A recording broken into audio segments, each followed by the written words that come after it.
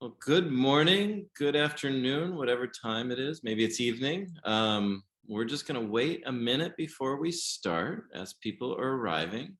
Those of you who are already here, feel free to share in chat where you are zooming in from and maybe what work you do in the world. Just give it about 30 more seconds before we kick off.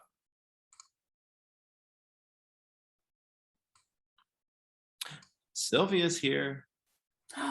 Love her. And hi, Lori. Hi, Celia. Well, we're going to get started. I'm Michael Hebb. I'm the founder of EOL and a little project called Death Over Dinner. And about 6 months ago, we started this series, Ask the Doctor, with my good friend, Dr. Jim DeMaine. Hey, Jim. Hey, good morning, Michael. So we did 8 sessions with Jim, who has an incredible amount of wisdom when it comes to end of life. And then we've been hosting this as a weekly chat with some of the doctors and clinicians that we admire most. And top of that list is my good friend, Dr. Adrienne Boissy. Hi, Adrienne. Hi, Michael. Hi, Jim. Thanks for having me. Absolutely. And most of you probably know who Adrienne Boissy is, but I'll give you a little background. She has served for quite a while, up until recently, as the Chief Experience Officer at the Cleveland Clinic, and is a doctor and a neurologist, and is in process transitioning over to Chief Medical Officer at an organization called Qualtrics. And maybe we'll talk about transitions. And there are a lot of other things that Adrienne has done and continues to do, including creating the Patient Experience Summit, which is how we met. And Adrienne has been one of the great teachers in my life around empathy. So let's just start with empathy. Why empathy? Why in healthcare? What is the root of that word? What draw you to it? All of those things. In 5 minutes. Yeah, sure. Well, as you know, I've been constantly. I think one of my life's mantras, right, is you have to have seen suffering to want to ease it in the world. You and I have talked about that before. And I had a very twisty path growing up, filled with lots of trials and tribulation. And I found myself sort of after high school a little lost. I was teaching ballet and then going to college and managing a shoe store. And I still found myself ruminating on this constant question of why do people do what they do? Why do they feel the way they feel? How does it impact the glasses they wear as they look at the world? And how does it impact my own? And I couldn't shake those questions. And so really went in pursuit of understanding human behavior and the human condition. And to me, the only way to do that was to study neurology, of course. And so I sort of ran down that road. And as I entered medicine, just growing increasingly reflective about, there's a lot of books written about neurology, which I think are fabulous. And yet some of what I was most drawn to was the humans I got to walk with, whether my colleagues or my patients, on their journey with new diagnoses and disease and caring for people who had disease. And at the time, the clinic had kicked off a patients first sort of mantra under the leadership of our former CEO, Toby Cosgrove. And the stars seemed to align for me. And as I sort of dug deep into how we could really make a difference in the lives of people, I found myself constantly reflecting on empathy. I mean, it's just empathy and love, right? It's fear. Some people might sprinkle fear on top, but for me, it felt so, it became more pervasive to everything I wanted to do. So empathy, as we started thinking about how to teach empathy, we really dug into the roots, and the roots of empathy are in art, and in Germany, right? Eifelung, this term came out of the idea that you could feel into art Not that it was projecting something into you, but you would feel into it. And I find that so fascinating because it's still just that, right? The ability to feel into the experience of another, understand you're still here, I'm still here, but I'm feeling into the experience of another. I'm imagining. And I just think that ability is complex. It's a very difficult ability and to separate the two.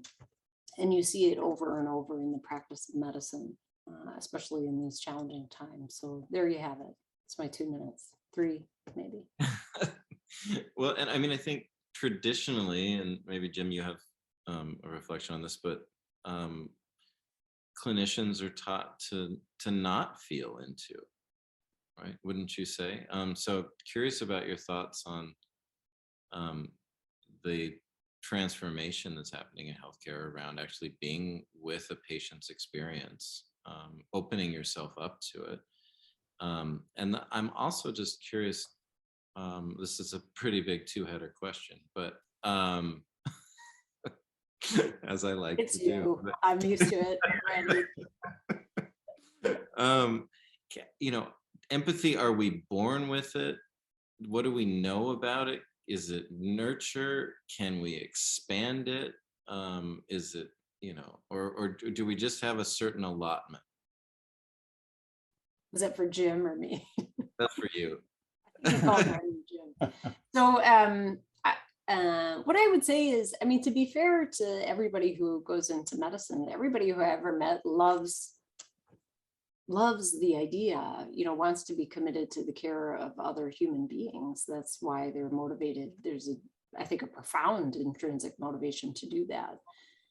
And what you see over the years is that I think as a med student, you get so worried about how to learn this completely foreign language from a different planet and how to get all the tests right and the minutia correct, that what doesn't take up so much of your brain space is how to talk to people when they die and whether you're going to hold their hand. And because that's viewed as like that extra stuff.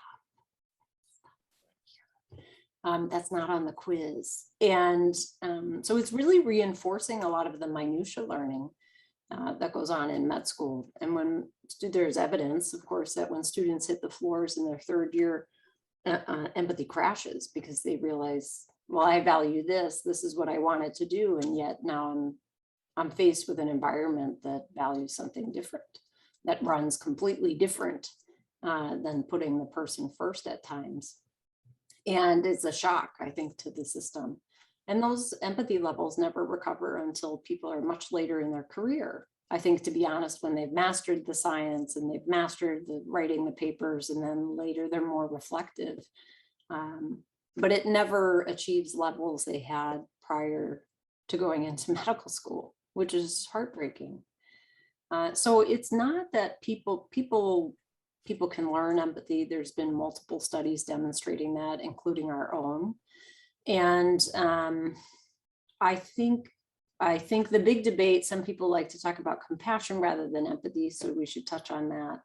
But the idea is anything you want to get better at, you actually have to practice. You can't say you're an empathic individual when you don't practice it all day long at all, ever, for any age. And it's, I mean, people who work in the ICU, such as Sylvia and others, could easily comment, you could run all day seeing patients and not practice a moment of empathy. It's very possible. And so intention has to enter the picture. What are the nudges that make you a more intentional healer as you're rounding on the units? I'm going to tell you a quick story of 2 things that happened to me recently. One was when you're on hospital service at times and you have these big teams following you, residents and students. One of the weird things I do is when we go into a room and there's 8 of us standing over the bed of a patient, I introduce every member of the team. And I say, I want you to tell the patient who you are, what your role is, and something fun about you, what you would do if you had a day off, what your last movie was, what book are you reading, something. And then we have the patient and their family do it as well as we make the round. And I just got feedback from, I don't know, 5 residents on service. And every single one of them said, not a single staff has ever introduced me on rounds. Not to the patient and not to my colleagues. So all of these opportunities, I mean, think of that. Like, we're not even talking about profound, deep empathy. And I'm not saying that's the gold standard, end all be all technique, but if we're not even getting past recognizing there's 8 people standing over you in your bed and making them more human to create a human connection, we're not intentional about that, you know, we're missing a moment. And it's very interesting because people said, well, I know you like to get to know the patient, you know, that's really nice. And I said, well, it's actually not about that. It's about me treating you like a human, because I know from the evidence, if I treat you with more empathy and engage you differently and send you out into the world, the next patient or the next person you engage, you will behave differently. You will be more empathic to them as a result. So I'm hoping to use some of that contagion and to also recognize that you're not a taskmaster, right? You're driven by purpose and you're a human in the room that contributes deeply and profoundly to the team. And I need not only the patient to see that in you, I need your colleagues to see that in you. And so, but it always strikes me this has probably happened for the last 5 years. People are like, oh, well, one thing you should keep doing is introducing the team. Why are we having that conversation? That is crazy. So again, how could we possibly dehumanize the people at work? That's an easy low-hanging fruit example of how we could do a better job. Yeah, absolutely. I have a question.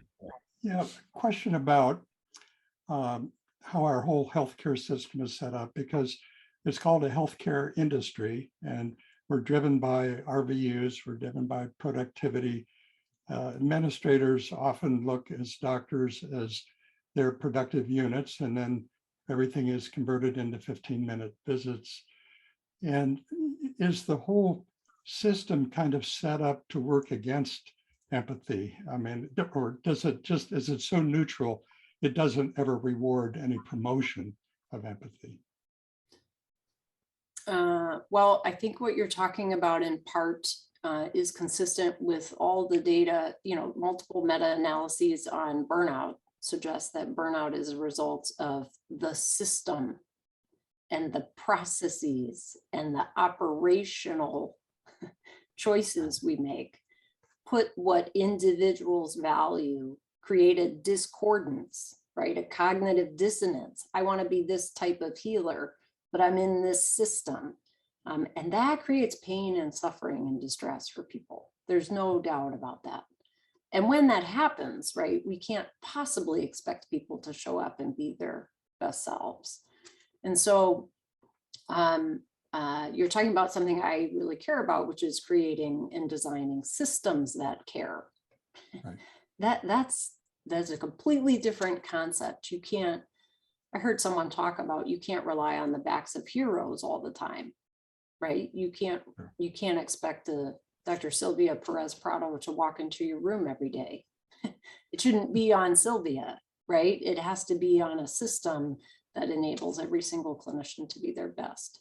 And so I think it's a really important concept. I think some of the work I've tried to do in the past was to drive that home, right? Whether it's using techniques at the end of life, like the pause, or healing services, or, you know, making sure we have human services that can support our people within the system, and practices like reading the names of every patient that died the prior 24 hours, right? You have to introduce those into the system, thinking. So we tried to do that in a variety of ways. And quite honestly, you almost have to do that to counterbalance some of the inhumanity that can be so pervasive. Yeah, absolutely. What about, so empathy versus compassion? You mentioned that. Let's Let's knock that out. Yeah, well, I mean, I've had many spiritual care colleagues that we could have an interesting conversation. I mean, compassion, many people define compassion as the ability to act, right? So empathy is the ability to imagine, compassion is the ability to act on what you're seeing. In my mind, they go together, right? There's no point of imagining how the experience of another human, imagining the suffering, if you just stand there and sit with it, right? That, empathy is often paired with an expression, could be a verbal expression of I see you, right? Or I can imagine what it is, and therefore you must be so frustrated. Right, all these different phrases that can extend that understanding to another human being. But it can also be an inaction, right? Reaching for somebody's hand, writing a personal note, staying a little bit longer at the bedside. And to me, they all go together. My favorite definition of empathy has 4 parts. The cognitive part, you do the cognitive work to imagine what another's experience is. It's got a moral component, meaning we're wired to want to understand the experience of another human. Affective part, right? We're involuntarily or voluntarily, we're impacted emotionally by the experience of another. And then the last one, a behavioral component. You have to do something with that information. And so in that light, they come together for me. So whether you call it one or the other, I don't have a preference, but there's much debate. I think in the end too, people make mistakes and assumptions about empathy, that if you're an empathic individual, that you're just supposed to be this empty well of, you're just supposed to be this well of giving and giving and giving, when sometimes empathy for self means you put up some boundaries, right? I can only continue to give if I go eat lunch right now. And that's important to understand, because with an empty well, you can't continue to give and be there for the emotional weight of, I think, what we carry in healthcare. So you hear compassion fatigue, and I object to some of those terms, because these are actually restorative. When you slow down and intentionally connect with another human being, that can be incredibly restorative for the soul. It's when we don't at all that we find ourselves completely exhausted and disconnected from those we so want to be there for in the first place. I mean, that's counterintuitive, but actually intuitive, right? Because it's only counterintuitive because we've been told that it's a fatigue from too much exposure. But you're saying it's actually different than that. Well, I'm saying, I hope people hear that it's as much about empathy for self as it is for others. We know this connection is restorative. Relationships are therapeutic, whether they're with your spouse, your friend, your mom, or at times your patients. And if we follow that literature and that understanding, then it follows that in order to be present for relationships at time, we also have to be empathic for self. We need to eat, we need to drink. I mean, you're laughing, but many clinicians don't eat or drink or pee all day long. And so we need to care a little bit for self and be empathic to our own experience in recognition of how we want to show up for others. It's not one without the other. It can't be. I think that's when people get into trouble. About empathy by specialty, it seems like in primary care, where the primary care physician or nurse practitioner, PA, they really can get to know a person well, get to know the family, often are the family physician. And often people that go into primary care are used to taking a whole bunch of disparate data and trying to put it together in some kind of care plan that makes sense. So intuitively to me, they seem to have a fair degree of empathy with, at least with that individual patient and family. one of the problems I think in our healthcare system is as somebody circles into the hospital, into some critical illness or into the ICU, that primary care physician is often out of the loop. And you have a new team trying to establish that kind of rapport and empathetic relation with the family. Do you see any, given hospitalists are doing the majority of the hospital work now, do you see any way of bringing that empathy that the primary care team has to the more critically ill patient? Yeah. Well, your question reminds me of trust, right? If there's this trusting, long-standing relationship with quite honestly, a clinician of any kind, right? Often in my world, it's multiple sclerosis, and I'm the person that they may count on rather than the primary care doc. Trust is greater in the context of a relationship. And so when that relationship exists, it behooves us to leverage isn't the right word, but to incorporate, right, that as a team member, to demonstrate out loud the alliance there. So sometimes you might say something like, I want you to know I connected with Dr. Demain. We spoke for some time about you, right? We're in agreement about the plan. So even if you can't get the primary care doc in the hospital and you can't round there and write an 18-page letter, it's okay if you're able to demonstrate and leverage that alignment and relationship with the patient, to know that you're humble enough to know somebody else knows them better, right? And that they're an integral part of the care team. I think that's really important. I think virtual, there's no reason in today's day and age that there can't be more, although again, being sensitive to the primary care doc schedule or the other, that's the harder part to coordinate. Is oftentimes they're rounding in the hospital at 7 at night, 8 at night, 6 a.m., and then have a full day of scheduled patients. And so I think until, as you said, we keep flipping or, trying to think about new ways. The problem is we've got people practicing in the same way they always practiced, right? While we've got novel methods of delivering care. And so they've got 2 feet in each bucket. And it's really exhausting for people. So as you said, I think there are some things the teams can do on the hospital side to demonstrate that continuity. I always encourage a phone call, like this patient's going home. We want the primary care doc to know these 3 things. Can someone pick up the phone, that old fangled thing, and call to communicate what happens? Because as well as I do, sometimes the records don't go and this doesn't happen, and all the things that were beautifully lined up fall apart as soon as the patient walks out of the hospital.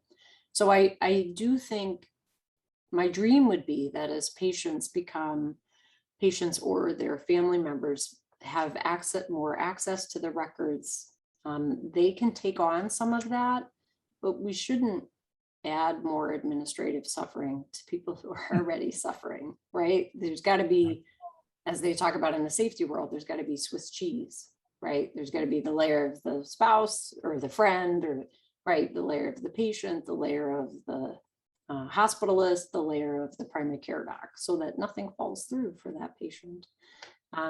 And I agree with you completely that often those relationships are very powerful. There are also quick ways to build those in the hospital, that I don't know if we appreciate that patients are listening for all the time, right? I know Dr. Demain, he's a fantastic doctor. He cared for my mom, right? I mean, these comments, like, patients will remember, if it's true. Obviously, we're not making things up. That's not helpful for trust. But trying to provide some context and curiosity about it. Yeah. Well, let's talk directly. A lot of people that listen to these sessions live, but also to the videos, are caregivers. They have a loved one, or currently, or they will have in the ICU, or having a serious illness, struggling with serious illness, or facing that, or at the end of their life. And I find that, you talked about fear a little bit, and a lot people feel scared to act in those situations or speak, or how do I be in these situations when someone's in their last chapter or someone's very ill. Speaking directly to them, what are some of the ways, what are some of the wisdom about creating a more meaningful and more empathic exchange, some of those cues that you would give to a caregiver or a family member? I would start with, there is no single recipe for what you're feeling when a loved one's in the hospital or when it's you. I would give grace and permission that the range of emotions is a range. You could be angry, sad, upset, overwhelmed, exhausted, tired, right? It's not one thing. Fear often pervades, right? Because you're worried about the actual mortality of your loved one, or that they'll have a good death, as we often talk about. And it's all okay is not the word, but it's all okay in the sense that those are feelings, and feelings don't need permission for anything. They just are. And one day you may be fine and the next day you're not. That's okay too. I guess my plea as with my doc hat on is simply that you help us and nudge us to remember that loved one as a human, whether it's bringing a picture into the room or scribbling down on a piece of paper something about your loved one. Like Michael meditates before he gives speeches, like if I saw that on the wall or somebody said that to me, I would love to engage around that. So help me see who this person is that you love so much, because I kind of want to love them too. I want to figure out how, but I need those pieces of information about them. The other thing would simply be to explore or know that there are all sorts of services in hospitals or at home to provide that emotional support, and be with you on the journey well after all the chaos is gone, if you at times seek them. So let's say sometimes you're in a situation where the doc doesn't feel the most empathic, and right, you're feeling isolated. Oftentimes nursing is a fabulous connection to those services, whether it's art, music therapy, chaplain, spiritual care, pet therapy. I mean, these things exist for the purpose of easing suffering. And these are people and services that can just sit in the absolute darkest days of your life with you and say nothing. No judgment, no conversation, no denomination required, just not leave. And sometimes that's what people want. So I just yesterday said to somebody, are you a person of faith? And they said, well, some kind of faith. And I said, great, I've got all the right people for you. They're coming in. We're going to send them in. But people have to know about those services. So asking, as well as making sure hospitals make them available so we feel more caring. Back to Jim's point, I think is critical. Not one person can heal another, right? We need army's not the right word, but boy, do we need a bunch of people who want to. And we've got those. We really do. Yeah, I think a key point that you bring up, and a social worker and I wrote an article about conferencing in the ICU and kind of a protocol of doing it, but a big one is the introduction, so you know everybody, and then listen to the family story, listen to the caregiver story, and then if you're talking about an end-of-life decisions, follow the whole timeline of the illness so everybody is up to speed, nobody's kind of left behind on where they are, and then kind of make a plan together. So it's a really pretty clear care plan that you're heading toward. And You know, So you're, if we listen, truly listen, I mean, that's a huge part of empathy. yeah. And touch. We haven't talked about touch, but I think touch is so important too. Well, let's talk about touch, if Michael Good. lets me.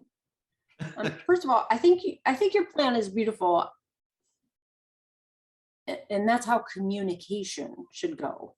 I think what I'm advocating for is that caregivers create the nudge within their own power to make sure that we understand who this person is. Because quite honestly, not every team will have 15 minutes to listen to the whole story. Or they had a resident and then a med student that went in and listened for half an hour. So when I come in as the staff physician, it doesn't make good sense for me, right, to stand there for half an hour after my team's already been in there for an hour. But what I should be able to say, Jim, to your point, is my team spent over an hour talking with you and your sister and your brother, and they called your mom and your partner. So all that should be done. I'm here for you to tell me something about your loved one that you haven't shared with anybody else. And then I'm going to reinforce things that you've heard from the other members of the team and offer my input and support as best I can. I'll tell you the other thing I find is I don't think patients hear from us often enough how sorry we are.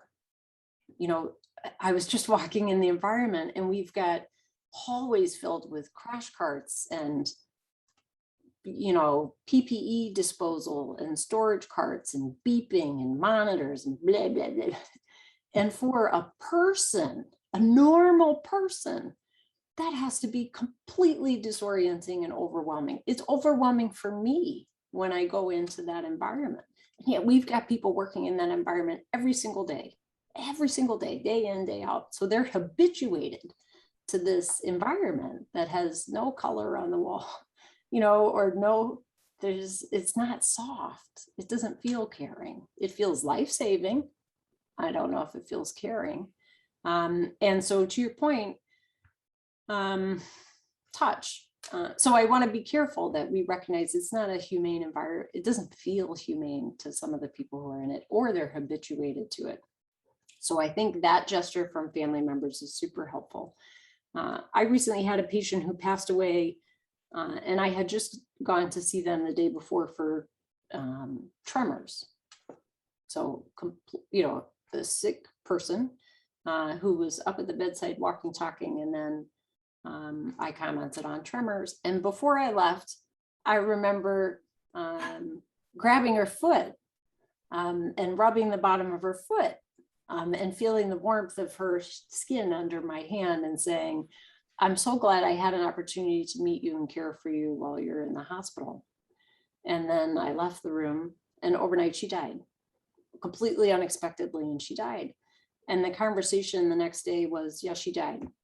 The next consult is blah, blah, blah, blah, blah. That's like, number one, we have to slow down and pause to recognize a life was lost. And there are ways to do that. Michael, I'll defer that to you and Sylvia. And at the same time, I would have missed touching her if I found out she died the next day without that extra toe squeeze or foot squeeze. I mean, I want people to feel my touch, hopefully through my words, but often through my hands. And there's a great Toby Cosgrove story that when he cared for people in the military, people would come off the helicopters, you know, losing limbs and not going to make it or whatever. And Toby decided the one part of their body he was going to touch every single time was their toe. And he would put his hands on their toe and just say, I'm thinking of you. And it's so seemingly simple and yet so precious and needed. You're exactly right. And again, restorative for me as much as for the patient. Had she died and I not touched her that way and looked at her in her eye, I would have felt differently. I would have felt unresolved. I would have felt I didn't do my best. I would have, but I did. And we can do that every single time. Every single time. there's no protocol for touching other than places you shouldn't touch. And one of the nicest notes I ever got from a family was I walked into the ICU with somebody unconscious on a ventilator, near death. And I ignored the family in the room. I walked over to the patient, put my stethoscope on his chest, started listening, and then started talking to him. It said, I know your family's here. You may be listening on some level, and just had a conversation with him. And the family was blown away. I mean, it was natural for me. I just cared for this person. Is it a patient or a person or both? And it's a note that I've treasured because it taught me something that I needed to do more. And that's part of that learning process. Yeah.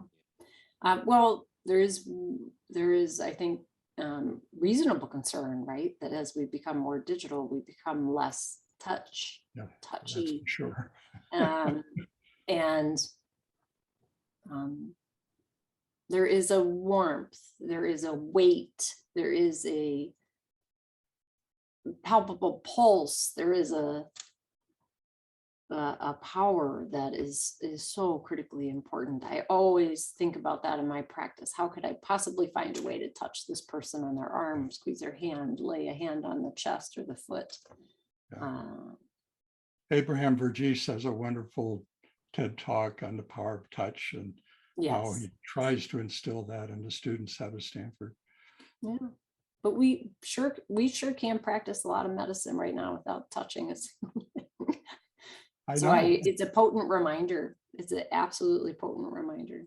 He said his staff would send the patient down for a CAT scan to confirm that he was an amputee. It was the ridiculousness of how we overuse technology sometimes. Yeah.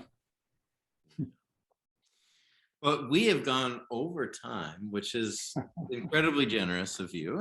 I want to be respectful. And you mentioned the pause, so I wanted to share that quickly.